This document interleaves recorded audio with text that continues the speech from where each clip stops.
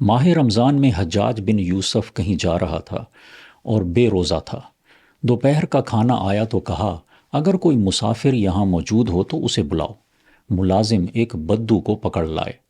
حجاج نے اسے کھانے کی دعوت دی تو وہ کہنے لگا میں آج اللہ کی دعوت سے لطف اندوز ہو رہا ہوں۔ میرے اللہ نے مجھے روزہ رکھنے کی دعوت دی اور میں نے قبول کر لی۔ حجاج بولا لیکن آج کا دن تو بہت سخت گرم ہے۔ بدو نے کہا اتنا گرم نہیں جتنا یوم حشر۔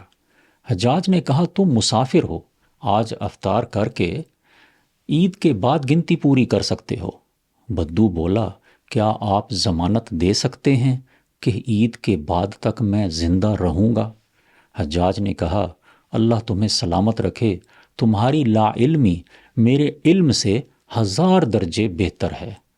بعض لوگوں کو دینی معاملات میں بحث کرنے اور اپنی علمیت کے جھنڈے گاڑنے کا بہت شوق ہوتا ہے، اور سوشل میڈیا پر تو ایسا ہر شخص ہی عالم و فاضل بن بیٹھتا ہے اور دوسروں کو غلط ثابت کیے بغیر چین ہی نہیں لیتا، جبکہ بعض اوقات کسی کی لا علمی ان کے علم سے 1000 درجے بہتر بھی ہو سکتی ہے۔ یاد رکھنا چاہیے کہ قبولیت کے معیاروں میں علم صرف ایک معیار ہے۔